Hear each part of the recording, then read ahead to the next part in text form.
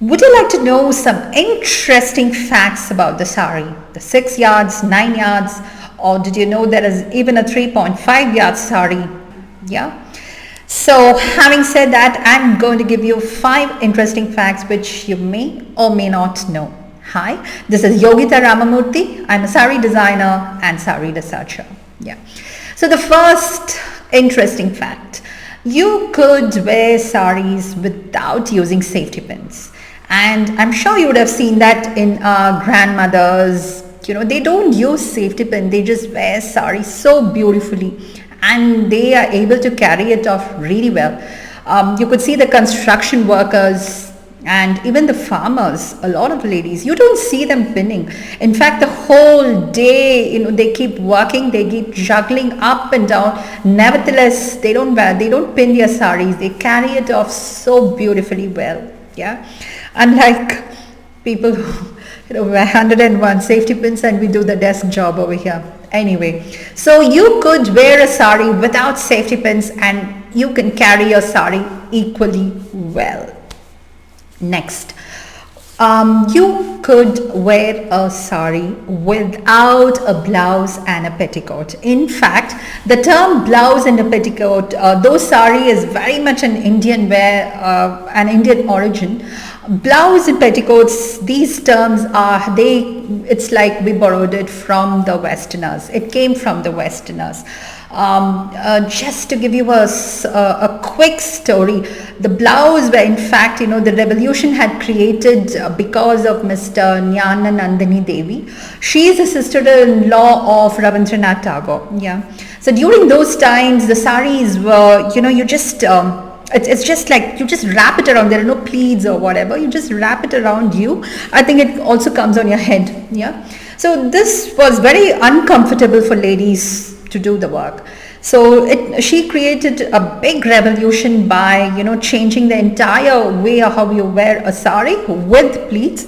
And also those days the ladies were not wearing blouses, they just tie the sari around themselves, that's it. Basically they were bare, the bust portion was bare.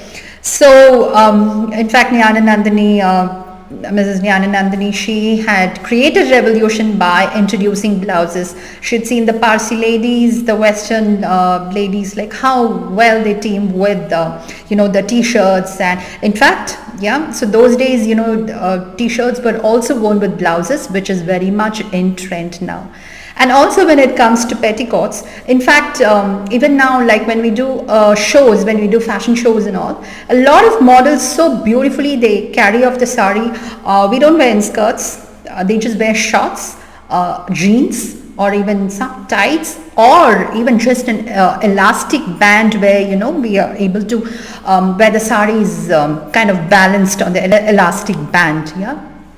So without petticoat, they carry it off really well. So it's not necessary that you should wear a sari with a blouse and a petticoat. You can literally play around it wonderfully with huge options. So probably if you keep following my videos, I will show you options on how you can team your saris with different kind of clothing. And how many ways do you think there is to drape a sari? 20 ways, 50 ways, 100 ways, 150 or 200? In fact, there are more than 300 ways on how you can drape a sari. Now, isn't that very interesting? Which other garment can you wear it in 300 and plus different ways except for a sari? And we should really be proud of a sari, yeah. So in fact, Mrs. Dolly Jain, she's a very famous sari draper.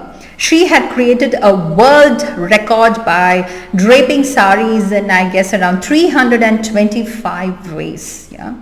So there are so many ways that you can drape a sari. It doesn't necessarily have to be the Navy style of wearing a pallu on your right shoulder on your left shoulder. Like this style was also like mentioned before, Jnana Nandini Devi, who had found this kind of drape.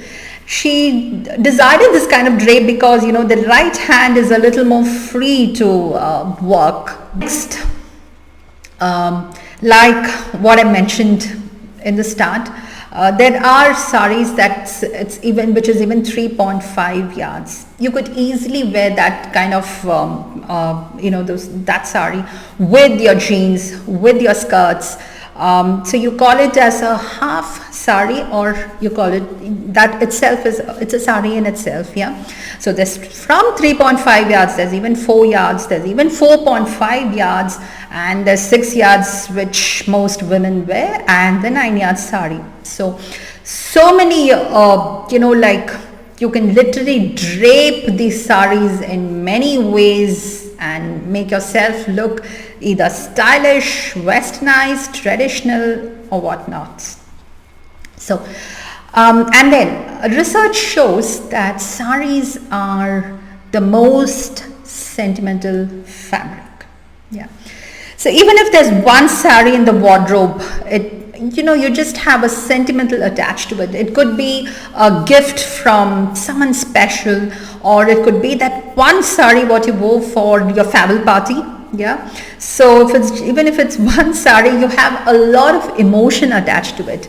And so sari is supposed to be a very sentimental garment. Research shows that is in fact the most sentimental garment of Indian women. Yeah. And this in many ways, like a woman wants to purchase a sari, it's not that in 2 minutes she can pick a sari. She has to take her time, she has to look around, she has to love the sari before she buys it. Yeah. And that's the beautiful part of sari. So I hope you like these interesting facts about the sari, and if you like them, if you like this kind of videos, please subscribe to my channel. You could also press the bell icon for notifications. You could join a Facebook group where I give a lot more tips, not just about styling your saris, but a lot of ways on how you can sell the saris, and a lot of entrepreneurial ideas and tips. Yeah.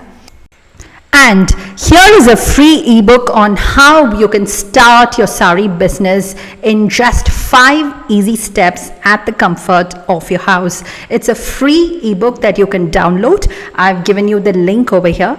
So please download it, and I just hope this is of real use to you. Thank you.